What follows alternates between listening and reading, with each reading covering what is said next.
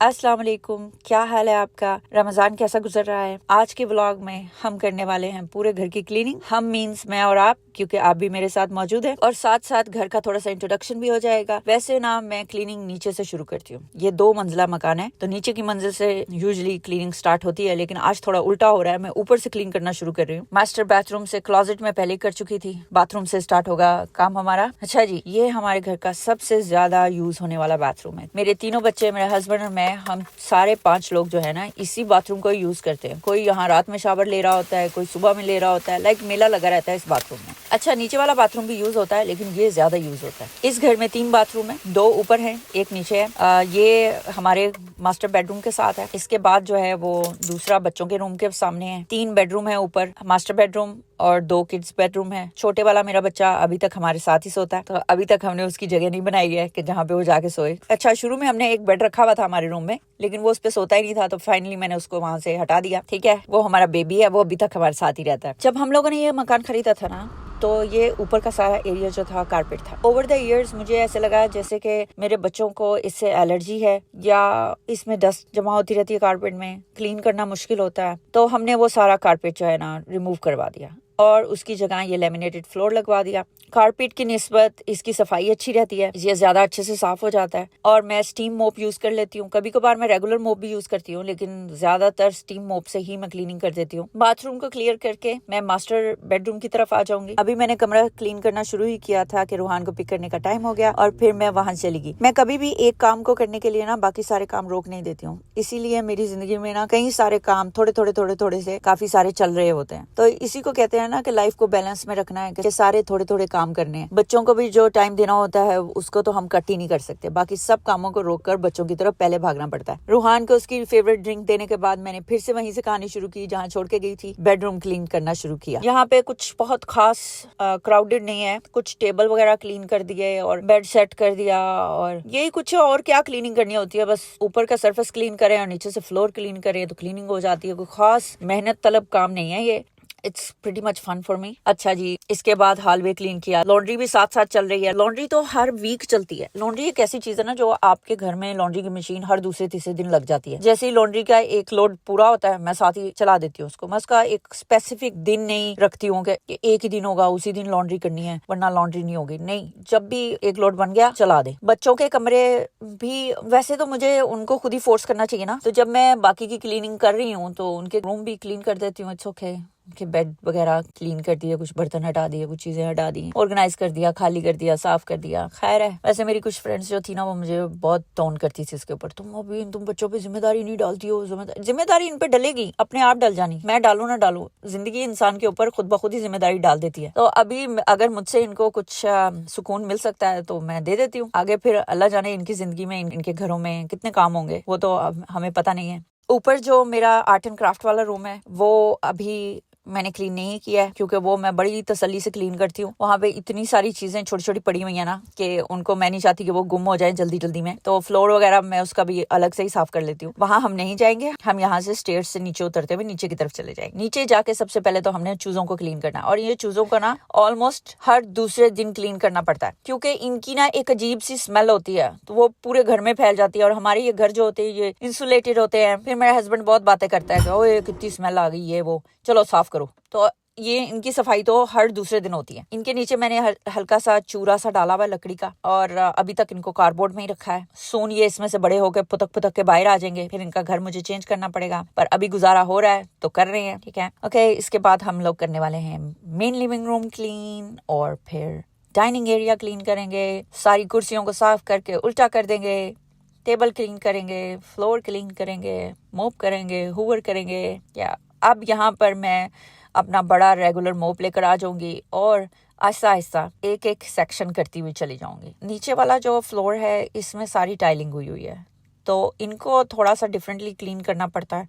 यहाँ पे मैं स्टीम मोप नहीं यूज करती, रेगुलर मोप यूज करती हूँ। और जो क्लीनर मैं यूज कर रही हूँ, कभी कभार तो वैसे मैं टाइल क्लीनर यूज करती हूँ, लेकिन आज मैं फेबुलोसो यूज कर रही हूँ, क्योंकि इसकी ना स्मेल थोड़ी अच्छी होती है। घर में से खुशबू भी आनी चाहिए ना कि यहाँ पे सफाई होके गई है। मेरी कोशिश होती है कि मैं हर एक चीज का एक डिपार्टमेंट बना के रखूँ, ताकि चीजें चारों तरफ ऐसे घूमती ना फिरे। इसलिए आपको मेरे घर का कुछ हिस्सा तो बिल्कुल खाली खाली ही लगेगा, कि ज़्यादा सामान नहीं होगा, क्योंकि वो सारा सामान ना अलमारियों के बीच में ऐसे रखा होता है मैंने ठूस के, ताकि बाहर जो है वो ज़्यादा क्लटर ना रहे, अंदर पड़ी रहें चीज़ें, छुपी रहें आंखों के सामने से। तो ज़्यादा चीज़ें, ज़्यादा कारपेट, रग, इतनी ज़्यादा चीज़ें नहीं है। टोटल की चीज़ें जितनी लगता है कि हाँ यहाँ पे होनी चाहिए, उतनी चीज़ें रखी हुई है हमने। नीचे के हिस्से में फैमिली रूम और किचन दोनों इकट्ठे हैं, तो वो सब इकट्ठा ही क्लीन होता जाएगा। 2-3 घंटे लग जाते हैं। शुरू में क्या होता था कि मैं ना थोड़ा सा काम किया, बैठ गए, ब्रेक ले ली, फिर थोड़ा सा किया, फिर बैठ गए, ब्रेक ले ली, एक रूम कर लिया। फिर क्या होता है कि इंसान जो है ना वो उसमें एक स्टेमिना बनता जाता है।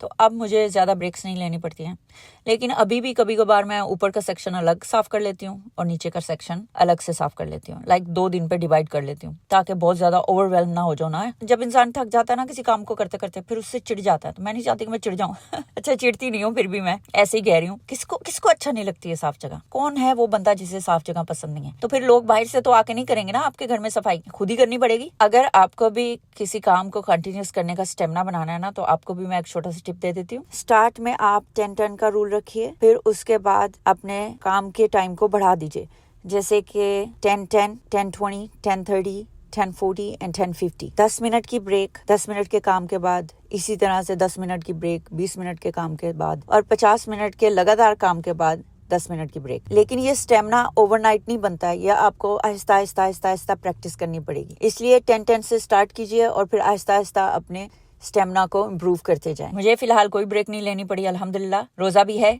लेकिन अब पता नहीं चल रहा है। इतना मुश्किल काम नहीं है ये सफाई वगैरह कर लेना, बर्तन धो लेना, किचन क्लीन कर लेना, अल्हम्दुलिल्लाह। और या फिर मुझे कर करके मैंने अपना इतना स्टेमिना बना लिया है कि मुझे पता ही नहीं चलता है कि ये कोई काम है कि नहीं है। आसान है ना, तो मैं थकती हूँ ना मुझे पसीना आता है, तो इसका मतलब है आसानी है, आई गेस। अच्छा जी, ये जो टीवी वाला वॉल नजर आ रहा है ना यहाँ पर, ये वॉल पहले नहीं थी, ये मैंने बाद में इंस्टॉल की है। और इसके पीछे एक सेपरेट लिविंग एरिया बन गया, जिसे हम prayer room, office, sewing room के तौर पे यूज करते हैं। उसके साइड पे एक हॉलवे है, एक रूम है, बाथरूम है, स्टोरेज रूम्स हैं और आगे गराज है। तो ये सब भी इसी तरह से मैं क्लीन करने वाली हूँ, मोप एंड ऑल दैट। अच्छा, मोप वगैरह खत्म करके ना, अक्सर लोग क्या करते हैं कि मोप का वो जो काला सा पानी होता है ना, वो टॉयलेट में बहा देते हैं। यार मैं बाहर लेके आ जाती हूँ, मेरे बैकयार्ड में ना वो ड्रेनेज सा लगा हुआ है, मैं वहीं पे आकर उसको धो लेती हूँ, उल्टा कर देती हूँ ताकि वो वहाँ ड्राई हो जाए। मोप अगर गीला पड़ा रहेगा या मैं ऐसी जगह पे उसको रख दूंगी जहाँ वो गीला रहेगा, तो उसमें जर्म्स नहीं पैदा हो जाएंगे। इसलिए मैं उसको क्या करती हूँ, धो के बाहर लटका देती हूँ, उल्टा रख देती हूँ। और यहाँ पे इतनी गर्मी पड़ती है ना, ये मोप यहाँ पे सूख कर पापड़ बन जाएगा, अंदर तक सूख जाएगा इसके धागों के रेशे तक सूख जाएंगे। माशाल्लाह, देखिए मेरे फूल, माशाल्लाह इतने खूबसूरत है, ये इतने खूबसूरत है। ऑलमोस्ट पूरे होने ही वाले हैं, आधे से खिल गए हैं, आधे से बाकी हैं। माशाल्लाह, just beautiful, look at this. देखें, आधे और बाकी हैं, इतने से खिले हैं और ये सब खिल गए। एक्चुअली ये तो झड़ने भी वाले हैं कुछ, तो ये देखें, ये फ्रेश है माशाल्लाह, ये अभी खिलेंगे। देखिए कैसे लगते हैं माशाल्लाह, ऊपर तक गए हुए हैं मुझे खान ने बहुत कहा था कि ये जो ऊपर जा रहे हैं ना उनको काट दो। मैंने कहा ना, मैं तो नहीं काटने वाली, बाहर से भी नजर आते हैं ये, तो आप ऊपर से होके आ रहे हैं ना, बाहर से भी बड़े खूबसूरत लगते हैं। देखिए कैसे उछल के नीचे आ रही है, देखिए बहुत प्यारा पौधा है ये। सॉरी, ये गुस्सा ना कर जाए, इसकी तारीफ नहीं की, ये भी बहुत खूबसूरत है। ये देखिए कितना खूबसूरत गुलाब है ये। देख रहा था ये, इसने कहा उसकी तारीफ हो रही है, इसकी तारीफ हो रही है, मेरी क्यों नहीं हो रही। ये देखिए जी, बहुत प्यारा है माशाल्लाह। देखिए कितने खूबसूरत रंग है, 2-3 रंग है इसमें। तुम भी बहुत प्यारे हो। ओके, अच्छा, ये मेरा फ्रिज है गराज में, जहाँ पे हमने ये मीट रखा हुआ है। और फ्रिज नहीं है यार, सॉरी, फ्रीज़र है, फ्रीज़र, सब कुछ फ्रीज़ है इसमें, मीट वगैरह ये वो। ये यहाँ पड़ा हुआ है गराज में, मेरी गाड़ी के ना बिल्कुल सामने। मुझे ऐसे लगता है किसी दिन ना ये मैंने इसको उड़ा देना आगे से, पर अभी वो दिन नहीं आया हांडी बनाने लगी, आगे अदरक ही नहीं है घर में। फूड मैक्स आ गई हूँ अब मैं भागती हुई। बात सुने, ग्रीन एप्पल खाया करें, बहुत अच्छे होते हैं। अच्छा देखें, लेने सिर्फ अदरक आई थी और दुकान देखे जो मैंने सजा लिया साथ। एक चीज़ लेने हो ना बंदा 10 चीज़ें साथ और उठा लेता है, ये भी ले लो, ये भी ले लो। फूड मैक्स गई थी मैं, वहाँ से भागती हुई आई हूँ यहाँ पढ़ के खान ने मुझे कहा फटाफट यार्ड में पहुँचो, नीचे देख लूँ कुछ है तो नहीं, कि फटाफट यार्ड में पहुँचो और ये लॉक खोलो जो मैंने लगा रखा है कि ट्रक आना है। खुल गया खुल गया खुल गया खुल गया, चेन खींच ले, चेन कहाँ फंस गई।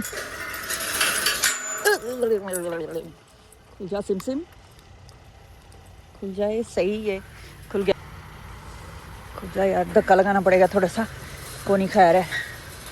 इसे ना मैंने बगैर इलेक्ट्रिक के भी धक्का लगाया हुआ है। ओ ये रुक गया, ये तो वापस आ रहा है, मुझे भी लेके जा रहा है।